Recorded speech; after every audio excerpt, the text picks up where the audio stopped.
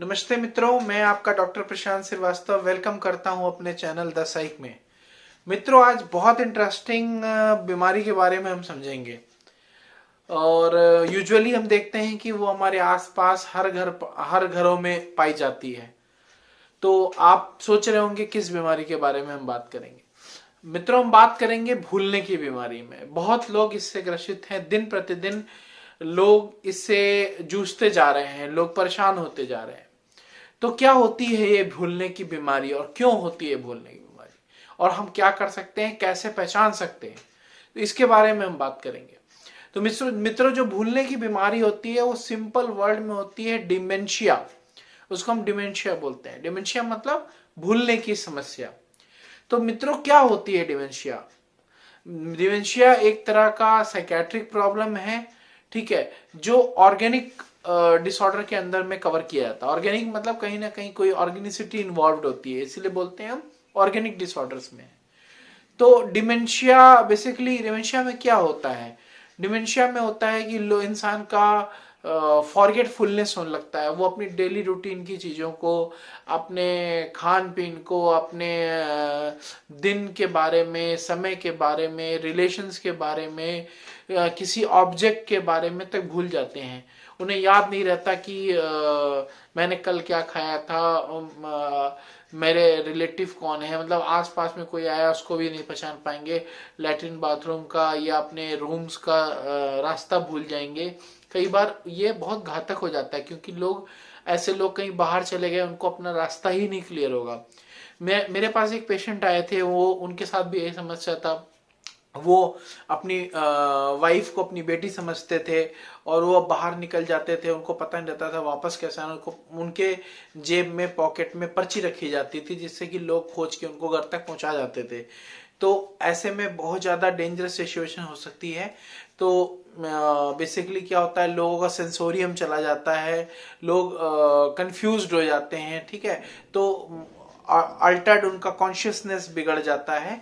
तो ये सारे फीचर्स लगभग डिमेंशिया में पाए जाते हैं, ठीक है। तो डिमेंशिया के बेसिकली कितने टाइप की होती है?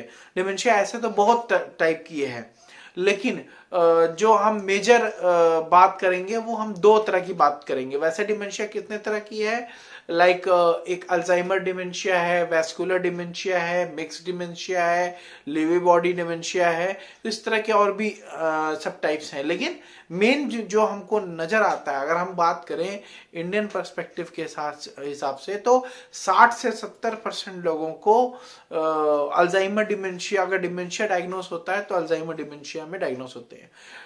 और लगभग 10 से 20% की पॉपुलेशन जो है वो वेस्कुलर डिमेंशिया की है। ज्यादातर देखा जाता है ये पार्किंसोनिज्म प्रॉब्लम में भी डिमेंशिया होने के चांसेस बहुत ज्यादा होते हैं। तो डिमेंशिया एक साइकेट्रिक कंडीशन है। अगर आपके आसपास में ऐसा कोई है तो आप उसे साइकेट्रिक हेल्प की तरफ जरूर भेजें। उसको जरूर बोलें कि आप इसको मतलब लाइटली ना लें, और इसको जरूर से किसी साइकेट्रिस्ट से या मनोरोग विशेषज्ञ से आप इसको डिस्कस करें, ठीक है। तो अब डिमेंशिया में मैंने जैसा बताया कि भूलने की समस्या है, लोग आसपास की चीजों को भूलना शुरू कर देते हैं। अच्छा, डिमेंशिया बेसिकली क्या होता है? अचानक से नहीं होता है। डिमेंशिया दर बाय दर होता है, ठीक है। तो जैसे मैंने बताया कि हम दो के बाद डिमेंशिया के बारे में ज्यादा बात करेंगे। Number 1, Alzheimer dementia. Alzheimer dementia क्या होता है? अल्जाइमर डिमेंशिया मित्रों, ये एक डिमेंशिया का सब टाइप है, जिसमें कि पाया जाता है कि ये ओल्ड एज में, जैसे जैसे एज बढ़ती जाती है और मल्टीपल कॉम्प्लिकेशंस होने के नाते लोगों की भूलने की समस्या बढ़ती चली जाती है, ठीक है। तो उसमें क्या होता है, अगेन वही चीजें कि अपनी चीजों को भूल जाना, अपने आसपास की सराउंडिंग से अवेयर न रहना, ओरिएंटेड नहीं रहना टाइम, प्लेस, पर्सन के बारे में, रिलेशंस के बारे में। तो कई बार क्या होता है कि उन्हें लैंग्वेज डिफिकल्टीज हो जाती है, जिसे अफेजिया बोला जाता है, या एग्नोशिया हो जाता है, जिसमें कि उनको ऑब्जेक्ट्स के बारे में ध्यान। लोग कहते हैं कि जी अच्छा, मान लो कि कोई फोन है, आपने देखा कि इसको क्या बोलते हैं, तो ये नहीं बोल पाएगा इस मोबाइल फोन बोलते हैं, बोलेगा जी इससे बात करते हैं। मतलब लोग आप देखो ना कनेक्ट नहीं कर पाते, एकदम एक्यूरेट वर्ड नहीं यूज कर पाते हैं उसमें। वो बोलते हैं लाइक पेपर क्या होता है, पेपर पे इसके ऊपर लिखा जाता है लेकिन मुझे पता नहीं लगता इसको पेपर बोला जाता है। तो ये एक प्रॉब्लम होती है जिसको हम एग्नोशिया बोलते हैं। कई बार मूवमेंट्स में प्रॉब्लम आ जाती है, जिसको एप्रेक्सिया बोला जाता है, एप्रेक्सिया की प्रॉब्लम हो जाती है। तो यूजुअली ये अल्जाइमर्स में हमें देखने को मिलता है कि एज के साथ होता है, 60 साल से ऊपर मेमोरी का डिटोरेशन हो जाने लगता है। और इस हद तक हो सकता है कि वो उन्हें साइकोटिक फीचर्स भी हो सकते हैं, लाइक हेलुसिनेशंस हो सकता है। वो अपनी ऐसे बोलते हैं पीछे कोई आ रहा है, कोई मुझे बुला रहा है, ठीक, किसी की आवाज आ रही है, फलाने आ गए, ये गेट पे खड़े हैं, वो बुला रहे हैं। वो अपनी पुराने इवेंट्स के बारे में बात करने लग जाते हैं। ठीक है, तो बेसिकली क्या है मित्रों, अल्जाइमर जो होता है इसका प्रोग्नोसिस, जिसको हम बोलते हैं कि प्रोग्रेस, बहुत पुअर है, हालांकि डिमेंशिया का ही पुअर है। ठीक है, तो इसी वजह से डिमेंशिया को मैं आपको बताऊं, मैं इसके साथ कनेक्ट करूंगा कि डिमेंशिया हमारी जो डिसेबिलिटी होती है, मेंटल डिसेबिलिटीज बनती हैं।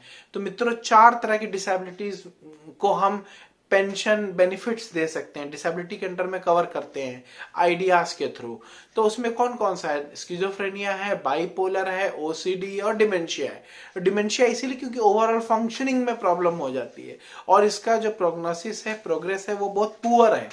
तो मतलब क्योंकि दर बाई दर हो रही है, तो धीरे धीरे क्या होता है कि डिटेरियोरेशन होता चला जाता है। तो दर बाई दर क्या होता है, इसमें प्रॉब्लम बढ़ती चली जाती है और जैसे जैसे उम्र बढ़ती जाती है, कॉम्प्लिकेशंस बढ़ते जाते हैं, सीवियरिटी और ज्यादा हाई हो जाती है। सो अगर आपके आसपास में कोई इस तरह का फीचर, इसको अपनी रूटीन की चीजें नहीं आते हैं, अपने आसपास के लोगों को भूल जा रहा है, अपनी रोजमर्रा की चीजों को भूल जा रहा है, तो उसमें अटेंशन देने की जरूरत है। और अगर उनकी उम्र ज्यादा है तो चांसेस हो सकता है कि उनको अल्जाइमर डिमेंशिया हो। ठीक है, अब वैस्कुलर डिमेंशिया क्या होता है। वैस्कुलर डिमेंशिया बेसिकली यही 2 डिमेंशिया हैं जो बड़ी कॉमन है। तो वैस्कुलर डिमेंशिया क्या होता है, जो वेसल से रिलेटेड है, मतलब हम बात करें ना वैस्कुलर, तो कहीं ना कहीं वेसल्स इन्वॉल्व हैं। तो नसों की जो कमजोरी होती है, लाइक कई बार हमारी इंजरी हो गई, ठीक है, ये कम उम्र में भी हो सकती है, इसका जरूरी नहीं है कि इसमें बहुत उम्र होना है, कभी भी हो सकता है। ठीक है, किसी को ब्लड प्रेशर की प्रॉब्लम है, किसी को हाई शुगर की प्रॉब्लम है जो कंट्रोल्ड नहीं है, या किसी की इंजरी हो गई, चोट लग गया, कोई कहीं पर दौरा पड़ गया, या मान लो उसको हाई ग्रेड फीवर हो गया, तो ऐसे कंडीशन में वैस्कुलर डिमेंशिया होने के चांसेस होते हैं। और वैस्कुलर डिमेंशिया में क्या होता है कि यूजुअली इसका प्रोग्रेस अल्जाइमर से थोड़ा ठीक होता है, क्योंकि अगर हम कंट्रोल करते हैं अगर ब्लड प्रेशर को, शुगर को, और जो हमारा इंजरी है अगर उसको हम मेडिसिन से कवर करते हैं या उसका प्रॉपर ट्रीटमेंट करते हैं, तो चांसेस है कि हम इसमें रिकवरी कर सकते हैं, मतलब काफी हद तक इंप्रूवमेंट ला सकते हैं। ठीक है, तो वैस्कुलर डिमेंशिया बेसिकली समझ में आ गया। तो ये बड़ा कॉमनेस्ट है, साइकेट्री में पाया जाता है, क्योंकि पूरी डिसफंक्शन में प्रॉब्लम हो जाता है, इंसान का डिसफंक्शन खराब हो जाता है। तो हम इसको एसेस कैसे कर सकते हैं मित्रों, डिमेंशिया को जो सबसे कॉमनली एसेस किया जाता है वो एमएमएससी टेस्ट के थ्रू करते हैं। एमएमएससी क्या होता है, मिनी मेंटल स्टेट एग्जामिनेशन। ये कॉग्निटिव इंपेयरमेंट का टेस्ट होता है। इसके माध्यम से हम पता कर सकते हैं कि इंसान में कितना डिटेरियोरेशन है, लाइक माइल्ड कॉग्निटिव इंपेयरमेंट है, मॉडरेट कॉग्निटिव इंपेयरमेंट है, सीवियर कॉग्निटिव इंपेयरमेंट है, या नो इंपेयरमेंट है। कई बार हमारे पास रूटीन के स्ट्रेस को लेकर के पेशेंट आते हैं, रूटीन के एंजाइटी को लेकर आते हैं कि ये हम भूल जा रहे हैं, हमें याद नहीं रह रहा है, तो हमें वहां भी अटेंशन देके एमएमएससी करना पड़ता है। ये कई बार क्या ये कहीं ऐसा तो नहीं ये शुरुआत है डिमेंशिया की, हम रूटीन एमएससी के माध्यम से भी डिमेंशिया को जान सकते हैं। ठीक है, मेंटल स्टेट एग्जामिनेशन में एक पार्ट होता है कॉग्निटिव इम्पेयरमेंट का, अगर हम उसको एसेस करते हैं तो भी हम डिमेंशिया के बारे में समझ सकते हैं। मित्रों बेसिकली डिमेंशिया को बहुत जल्दी एसेस करना बहुत जरूरी है, क्योंकि ये जैसा मैंने बताया लेवल बाय लेवल बढ़ता चला जाता है। तो ये सब कुछ एक डिमेंशिया, जैसे मैंने बताया अल्जाइमर, वैस्कुलर, इनके बारे में हम कैसे कुछ असेसमेंट टूल्स होते हैं जिनके माध्यम से भी हम एसेस कर सकते हैं। अब मेन ये हो गया कि हमने उसके फीचर्स को समझ लिया, हमने ये समझ लिया कि डिमेंशिया कैसे एसेस किया जाता है। तो बेसिकली क्या होता है कि डिमेंशिया का अगर किसी को है, आपके आसपास में किसी जानकार को है, तो हमें क्या करना चाहिए दोस्तों? डिमेंशिया को कंट्रोल करने के लिए, उसके प्रोग्रेस डिटीरियोरेट होने से बचने के लिए हमें फार्माकोलॉजिकल हेल्प की जरूरत पड़ती है। कुछ ऐसी मेडिकेशंस हैं साइकेट्री में जिसका यूज करके हम डिमेंशिया को कंट्रोल कर सकते हैं, डिटीरियोरेट होने से बचा सकते हैं। तो उसके लिए हमें नजदीकी किसी मनोचिकित्सक के पास या मनोरोग विशेषज्ञ के पास जाना चाहिए, ताकि वो उसका असेसमेंट के आधार पर उसको मेडिकेशन प्रोवाइड कर सके। साथ ही इंपॉर्टेंट ये है कि डिमेंशिया में नॉन फार्माकोलॉजिकल, जिसको हम बोलते हैं कि घर पे घरेलू तरीके से या थेरेपी के माध्यम से हम कैसे डिमेंशिया को ठीक कर सकते हैं। डिमेंशिया को ठीक करने के लिए बेसिकली क्या है, हमको कुछ साइड एरोज की जरूरत पड़ती है। कई बार ऐसा होता है ना कि उसको पता नहीं होता कि बाथरूम किधर है, लैट्रिन किधर है, हमारा रीडिंग रूम कहाँ है, हमारा क्या नाम है, स्लीपिंग रूम कहाँ है, बेडरूम कहाँ है। तो हमको ऐसे दीवार में एरोज बनाने पड़ते हैं, लाइक इस साइड वॉशरूम, इस साइड लाइक किचन, ठीक है, इधर हमारा बोर्ड पे हमने चिपका दिया कि हमारा ये रीडिंग रूम है, ये हमारा बेडरूम है। तो इस तरह करके कि हमें कई बार रिफ्लेक्सेस की जरूरत पड़ती है, और उनके पॉकेट में कई बार हमको क्या नाम है, रूटीनली एड्रेस, मोबाइल नंबर लिख के रखना पड़ता है, क्योंकि कई केस में क्या होता है कि पेशेंट बाहर चला गया, उसको याद ही नहीं रहा, ठीक है, कि तो उसे वापस कैसे आएगा। तो उस केस में हमको उसको ओरिएंटेड करते रहना है। हमको डेली न्यूज़पेपर्स के बारे में, न्यूज़पेपर के माध्यम से या रिलेशनशिप के बारे में उसको दिन, समय, जगह के बारे में ओरिएंटेड रखना होता है, ठीक है। हमें स्ट्रेस फ्री लाइफ जीने के लिए उसे प्रेरित करना होता है, लाइक हमें कुछ योग, मेडिटेशन, ठीक है, लाइक हम उसके डीप ब्रीदिंग करा सकते हैं, वाटर इनटेक बढ़ा सकते हैं, और उसके लाइफ से स्ट्रेस को रिड्यूस करेंगे तो डिमेंशिया से हम बहुत हद तक बच सकते हैं। तो और रूटीन में हमें क्या, लाइक हमें किसी तरह की सब्सटेंस का यूज नहीं करना है, क्योंकि लॉन्ग टर्म पे देखा जाता है कि अगर आपने बहुत लंबे समय तक किसी नशे का प्रयोग किया है तो डिमेंशिया होने के चांसेस बहुत ज़्यादा हैं।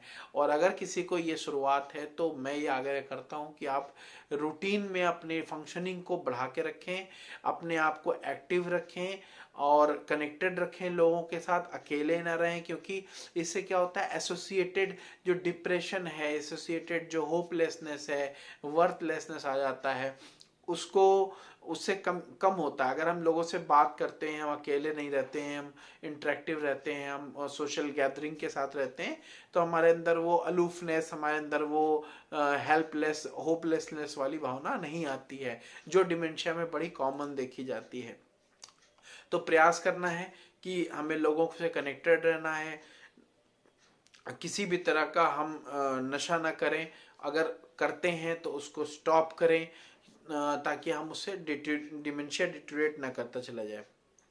तो ये कुछ पार्ट हैं जिसमें हम डिमेंशिया को करते हैं, तो डिमेंशिया के लिए हमें प्रयास करेंगे तो हम इससे बच सकते हैं। तो कुछ अपने हम body routine management, routine test पे ध्यान रखेंगे, लाइक हमारा ब्लड शुगर, ब्लड प्रेशर और भी जो अनेक समस्याएं हैं उसको कंट्रोल में रखना है। तो इन चीज़ों का खास ख्याल रखेंगे तो हमें डिमेंशिया से राहत मिल सकती है।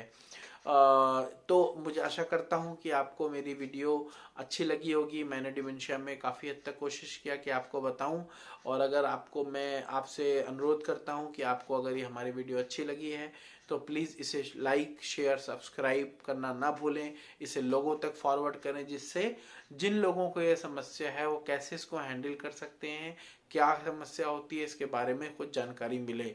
और धन्यवाद, बहुत बहुत आप लोगों का शुक्रिया, थैंक यू।